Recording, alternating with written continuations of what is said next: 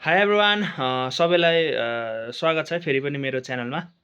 आजको टपिक भनेको चाहिँ केको बारेमा हुनेछ भन्दाखेरि चाहिँ तपाईँहरू अब त आई गेस सबैको एडमिसन पनि भइसक्यो होला, ऱ्यापअप पनि भइसक्यो होला, अब आई डोन्ट नो है। यदि भएको छैन भने ऱ्यापअपमा जानु हुँदैछ भने it is the best opportunity for you to choose an university. कुन युनिभर्सिटीबाट चाहिँ लाइक बी फार्मेसी पढ्ने भन्ने बारेमा तपाईँले त्यहाँ गएर डिसाइड गर्न सक्नुहुन्छ है। त्यसको लागि चाहिँ अब ऱ्यापअपको प्रोसिडरहरू मैले सबै भनिदिइसकेको छु है। सो अब जस्तो कि तपाईँलाई मानिलिउँ पूर्वाञ्चल युनिभर्सिटी भयो एउटा, त्रिभुवन युनिभर्सिटी भयो अर्को त्यस पोखरा, त्यसपछि काठमाडौँ, त्रिभुवन, पोखरा, काठमाडौँ अनि पूर्वाञ्चल, 5वटा युनिभर्सिटी हुन्छ होइन।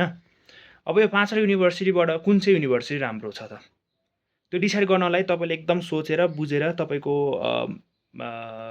एकोर्डेन्स म भन्छु है। सबैभन्दा सुरुमा चाहिँ म काठमाडौँ युनिभर्सिटी राख्छु। काठमाडौँ युनिभर्सिटीमा एउटा मात्र छ, त्यो ढुडीखेलमा, त्यो काठमाडौँ युनिभर्सिटी अन्तर्गत पर्छ। त्यहाँको इन्भाइरोमेन्ट राम्रो भएकोले मैले काठमाडौँ युनिभर्सिटी फर्स्टमा राखेको। सेकेन्डमा त्रिभुवन युनिभर्सिटी।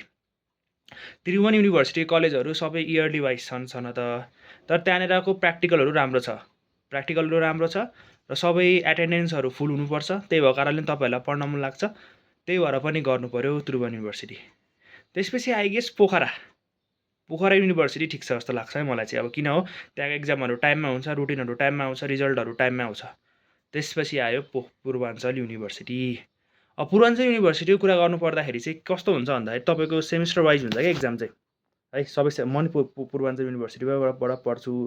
म चाहिँ किन त्यहाँ पढेको भन्दाखेरि चाहिँ अब लाइक हल्का पैसा पनि डिस्काउन्ट भयो, स्कलरसिप दिन्छु भनेर भन्नुभयो 1 लाख जतिको।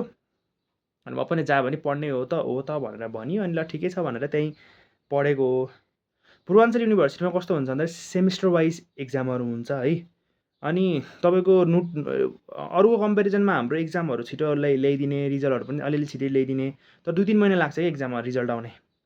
त्रिभुवनको पनि त्यस्तै होला, आई डोन्ट नो भित्र के कस्तो छ, मैले साथीहरूसँग कन्ट्याक्ट त गरेको छैन, तर गाह्रो चाहिँ एकदम धेरै गाह्रो छ है। त्यही भएर पनि युनिभर्सिटी चुज गर्दाखेरि एकदमै ध्यान दिनुपर्छ। अनि पूर्वाञ्चल युनिभर्सिटीको एक्जामहरू एकदम लुज हुन्छ क्या। अनि त्यसले गर्दाखेरि के हुन्छ भने आउने फार्मेसिस्टहरू अलिक बुझ्नुहुन्छ नि तपाईँले, एक्जाम राम्रो भयो त त्यहाँको आउटकम पनि त राम्रो हुने हो नि त होइन।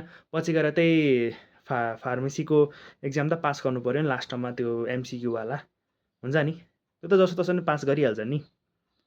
सो अब डिसाइड गर्नु है कुन चाहिँ राम्रो युनिभर्सिटी हो, कुन चाहिँ तपाईँले पढ्नु भने राम्रो हुन्छ भनेर। सो त्यही हो, त्यही भन्न लगाएको म चाहिँ होइन। सो अब त्यस्तो खतरा तरिकाले त भने होइन राम्रोसँग इन्ट्रोड्युस गरेर, तर यही हो भन्नलाई चाहिँ हो, चुज गर्दा एकदम राम्रोसँग चुज गर्नु। Thank you for watching, by.